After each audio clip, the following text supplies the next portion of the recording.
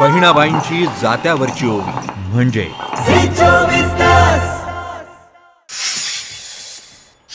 राज्याला उन्हाचे चटके बसत असताना काही भागात पाणी टंचाई सुद्धा जाणवायला लागली आहे। त्यामुळे सरकारही सावध झालंय। जिल्हाधिकाऱ्यांचे अधिकार प्रांताधिकाऱ्यांकडे वळवलेत।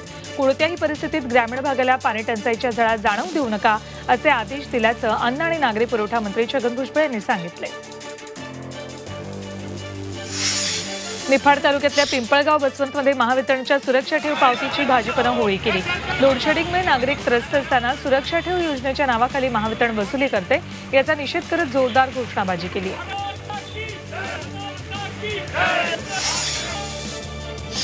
चंद्रपुरात दुपारी 3 तास सिग्नल बंद ठेवण्याचा निर्णय वाहतूक विभागानं घेतलाय।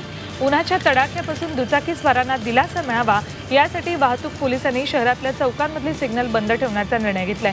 दुपारी 1 ते 4 या वेळेत सिग्नल बंद राहतील। वन्य प्राणी मानवी वस्त्यांकडे येऊ नये यासाठी माहूर तालुक्यातल्या जंगलात 5 कृत्रिम पाणवठे तयार केलेत। पाण्याचे स्रोत आटल्यानं वन्य प्राणी मानवी वस्त्यांकडे येण्याचं प्रमाणही वाढलंय, त्यामुळे वन विभागानं ही शक्कल लढवली।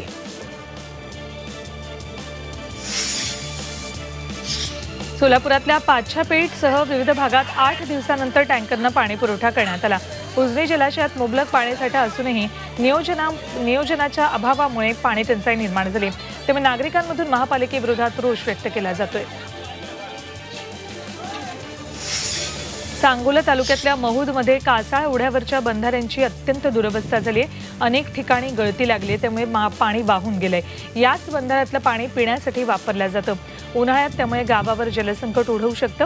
तात्पुरती मलमपट्टी न करता कायमस्वरूपी भक्कम दुरुस्तीची मागणी ग्रामस्थांनी केली आहे। तर तिकडे महाड तालुक्यातल्या दरडग्रस्त तळीच्या ग्रामस्थांना पाणी टंचाईचा सामना करावा लागतोय। तात्पुरत्या स्वरूपात विहिरीवरून वसाहतीला पाणी पुरवठा शासनानं केलेला, पण ही विहीर कोरडी पडली आहे। यासाठी शासनानं पाणी आणि पक्की घरं द्यावी अशी मागणी तळी दरडग्रस्तांनी केली आहे। सोयाबीनच्या दरात सुरू झालेली घसरण थांबली। 6,600 रुपये प्रति क्विंटलवर घसरलेले सोयाबीनचे दर पुन्हा 7,000 रुपये प्रति क्विंटलवर पोहोचलेत। यामुळे वाशिम जिल्ह्यातल्या साठवणूकदार शेतकरी, व्यापारी आणि सोयाबीन उत्पादकांच्या आनंदात भर पडली आहे।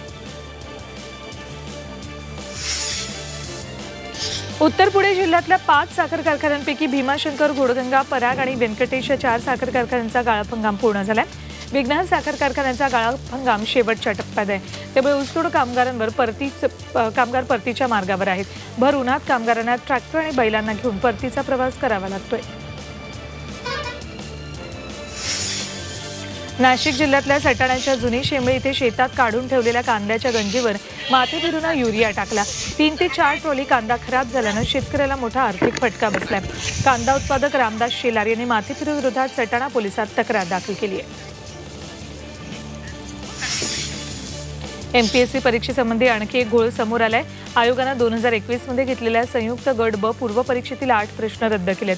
उत्तरपत्रिकेतल्या 3 प्रश्नांची उत्तरं बदलली आहेत, त्यामुळे परीक्षा देणारे विद्यार्थी संतापलेत। त्यांनी कोर्टात जाण्याचा इशारा दिलाय। नेट पीजीची परीक्षा 9 जुलैपर्यंत स्थगित केल्याचं वेळापत्रक सोशल मीडियावर व्हायरल झाल्यानं गोंधळ निर्माण झाला। विद्यार्थी आणि पालकांमध्ये संभ्रम निर्माण झाला। मात्र नीटची परीक्षा नियोजित वेळापत्रकानुसारच होणार आहे। त्याचं वेळापत्रक natboard.edu.in या वेबसाईटवर अपलोड केलंय। राष्ट्रवादीचे अध्यक्ष शरद पवार आणि उपमुख्यमंत्री अजित पवार आजपासून 2 दिवसांच्या सातारा दौऱ्यावर आहेत। शरद पवार दुपारी 3 वाजता साताऱ्यात येतील। रयत शिक्षण संस्थेच्या बैठकीला ते उपस्थित राहणार आहेत। त्यानंतर सातारा विश्रामगृहात त्यांचा मुक्काम असेल, तर अजित पवार वाढी गावात विविध विकास कामांचं उद्घाटन करणार आहेत। 5 वाजता त्यांची जाहीर सभा होती।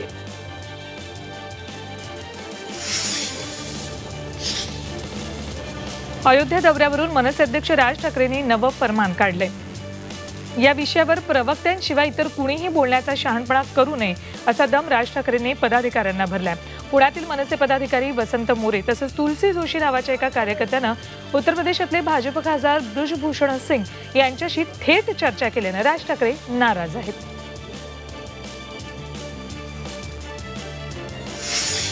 राज ठाकरेंच्या आधीच आदित्य ठाकरेंचा अयोध्या दौरा आयोजित केलाय। या निमित्त अयोध्येत शिवसेनेनं पोस्टरबाजी केली। असली आ रहा है, नकली से सावधान असा मजकूर लिहून शिवसेनेनं राज ठाकरेंवर निशाणा साधलाय। यावर तुमचं हिंदुत्व नकली असून राज ठाकरेंचं हिंदुत्व सोन्यासारखं अस्सल असल्याची प्रतिक्रिया मनसेनं दिली आहे। मनसे नेते संदीप देशपांडेंना शोधण्यासाठी मुंबई पोलिसांची खास पथकं रवाना झाली आहेत। सूत्रांनी ही माहिती दिली आहे। 4 मेच्या आंदोलनावेळी संदीप देशपांडे पोलिसांच्या हातून निसटले होते। गायब असलेल्या संदीप देशपांडे आणि संतोष धुरेंना शोधण्यासाठी मुंबई पोलिसांनी पूर्ण ताकद पणाला लावली।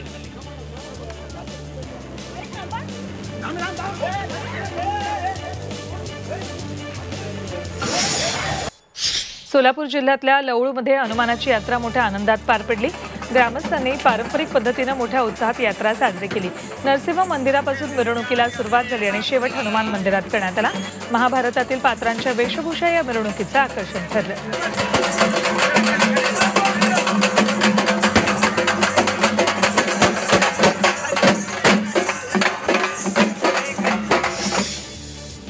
पंढरपूरच्या श्री विठ्ठल रुक्मिणी मंदिरात मूर्तींच्या चरणाची अल्पावधीतच झीज झाल्यानंतर भारतीय पुरातत्व विभागाच्या अधिकाऱ्यांनी पाहणी केली।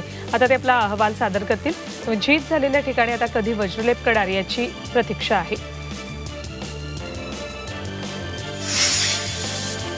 अंबाबाई मंदिरात संगमरवरी फरशी काढण्याच्या कामाला वेग आलाय। 5 दिवसात 30% काम पूर्ण झाले, तर हे काम मे अखेरपर्यंत पूर्ण होण्याची शक्यता आहे। या कामामुळे संगमरवरी फरशी खाली दडलेले नक्षीकाम हळूहळू बाहेर येते, त्यामुळे मंदिराच्या मूळ सौंदर्यात भर पडते।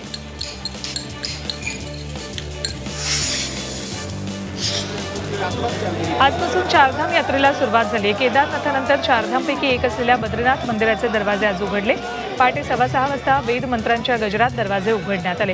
पुढचे 6 महिने भाविकांना बद्रीनाथाचं दर्शन घेता येईल। कोरोना काळात बद्रीनाथाचं मंदिर भाविकांसाठी बंद होतं। तब्बल 2 वर्षांनंतर मंदिर भाविकांसाठी खुलं झालंय। भारतीय महिलांच्या प्रजनन क्षमता दरात घट झाल्याची आकडेवारी समोर आली आहे। राष्ट्रीय कुटुंब आरोग्य सर्वेक्षणातून ही आकडेवारी उघड झाली आहे। एक महिला तिच्या आयुष्यात सरासरी किती मुलांना जन्म देते याची आकडेवारी म्हणजे प्रजनन क्षमता दर।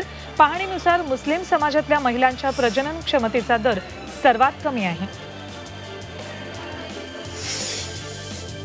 कोल्हापूर जिल्ह्यातल्या हेरवाड गावात पतीच्या निधनानंतर विधवा प्रथेचे कोणतेच कार्यक्रम होणार नसल्याचा ठराव मंजूर झालाय।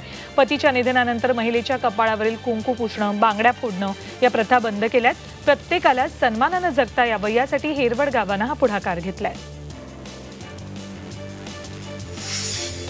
यवतमाळच्या बाबाजी दाते महिला सहकारी बँकेत अपहार झाल्याच्या आरोपामुळे संचालकांचे मालमत्तेचे व्यवहार गोठवलेत। सहकार मंत्र्यांच्या आदेशानुसार चौकशी करून ही कारवाई करण्यात आली आहे। बँकेच्या मुख्य कार्यकारी अधिकारी आणि त्यांचे पती दोषी आढळल्यास संबंधितांवर फौजदारी गुन्हे दाखल करण्याचे निर्देश दिलेत।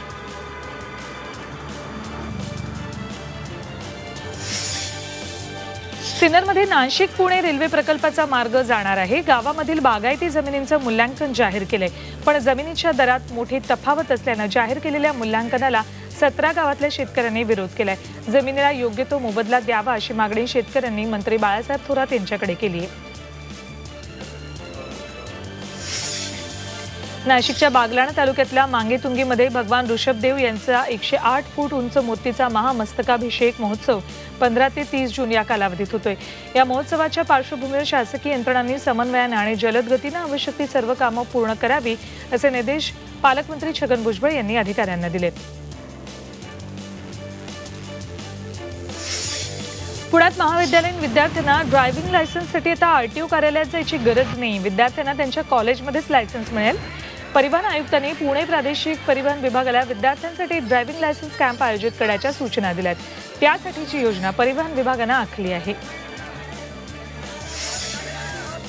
पिंपरी चिंचवड महापालिकेच्या वतीनं आर्थिक वर्षाच्या मालमत्ता कराची बिलं उपलब्ध करून देण्यात आली। दरवर्षीप्रमाणे मालमत्ता कराचा भरणा वाढवण्यासाठी महापालिकेकडून सवलत योजनेची घोषणा केली। माझी मिळकत माझी आकारणी या योजनेद्वारे स्वतः मालमत्ता कराची नोंदणी करणाऱ्यांना प्रोत्साहन देण्यासाठी पहिल्या वेळेला सामान्य करात 5% सवलत दिली जाणार आहे। मुरबाडमध्ये गेल्या 5 महिन्यांपासून गेल्या महिनाभरापासून थॅलेसेमिया मुक्त अभियान सुरू आहे। आदिवासी पाड्यांमध्ये आतापर्यंत हजारो नागरिकांची थॅलेसेमिया निदान रक्त चाचणी केली। थॅलेसेमिया आजारानं ग्रस्त व्यक्तीला नियमितपणे रक्त द्यावं लागतं। 3 संस्थांनी मोहीम हाती घेतली आहे। या मोहिमेत नागरिकांची विनामूल्य चाचणी करून त्यांना तपासणी अहवाल दिला जातोय। पालघरच्या बोईसर MIDC मधील विराज ग्रुप कंपनीतलं वातावरण तणावपूर्ण. युनियन स्थापनेवरून झालेल्या गदारोळात कंपनीतले काही कर्मचारी अधिकाऱ्यांना मारहाण झाली आहे. इथे पोलिसांचा मोठा फौजफाटा तैनात केलाय. कंपनी व्यवस्थापन मान्यताप्राप्त युनियनवर अन्याय करत असल्याचा आरोप आहे.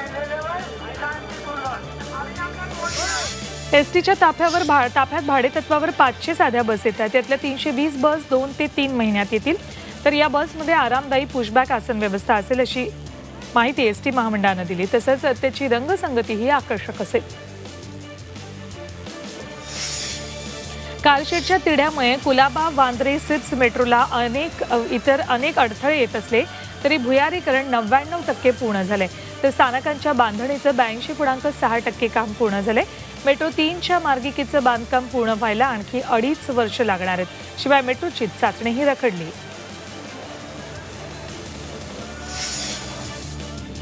जोगेश्वरी विक्रोळी लिंक रोड उड्डाणपूल 12 दिवस बंद राहणार आहे. पुलाच्या विविध भागातील सांधे भरण्याचं काम 13 ते 24 मे दरम्यान केलं जाणार आहे. या काळात पूल वाहतुकीसाठी पूर्णपणे बंद राहील.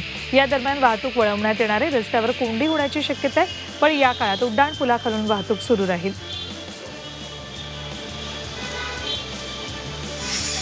पालघरमधील पश्चिम रेल्वेच्या डहाणू आणि वाणगाव रेल्वे स्थानकादरम्यान आज मेगा ब्लॉक घेतलाय.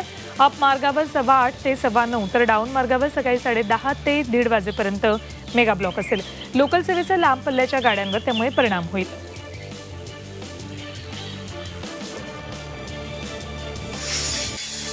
अफगाणिस्तानात पुन्हा सत्तेवर आलेले तालिबानी आता आपलं खरं रूप दाखवायला लागलेत. चेहरा झाकल्याशिवाय महिला सार्वजनिक ठिकाणी येऊ शकणार नाही तसं फरमान जारी करण्यात आलंय. हा नियम मोडणाऱ्या महिला आणि तिच्या पतीला कारावास होणार आहे. पुन्हा सत्तेवर आलेल्या तालिबाननं आधी महिलांविषयी आपली धोरणं बदलली असल्याचं जगाला दाखवलं होतं. राजधानी दिल्लीत भर रस्त्यात गोळीबार करण्यात आलाय. सुभाषनगर भागातली ही घटना. दोघा हल्लेखोरांनी 10 राऊंड फायर केले. या गोळीबारात दोघे गंभीर जखमी झालेत. गोळीबारानंतर सुभाषनगर भागात दहशतीचं वातावरण आहे. पोलीस बंदोबस्त वाढवण्यात आलाय. यवतमाळमध्ये जिल्हा कारागृहाच्या बागेतून 4 ते 5 फूट लांबीच्या चंदनखोडाची चोरी झाली आहे. चोरट्यांचा शोध पोलीस घेतात. या प्रकरणी यवतमाळ शहर पोलीस ठाण्यात तक्रार नोंदवली. बीड जिल्ह्यातल्या शिरूर तालुक्यात शेतात झोपाड्यासाठी गेलेल्या वृद्धाची धारदार शस्त्रानं हत्या केली. हत्या कुणी आणि का केली याचं गूढ मात्र कायम आहे. दरम्यान घटनास्थळी पोलिसांना एक चिठ्ठी आढळली. त्यात मारेकऱ्यांनी खुनाचं सत्र सुरूच राहील असा इशारा दिलाय. त्यामुळे खळबळ उडाली. पोलिसांकडून आरोपींचा शोध सुरू आहे.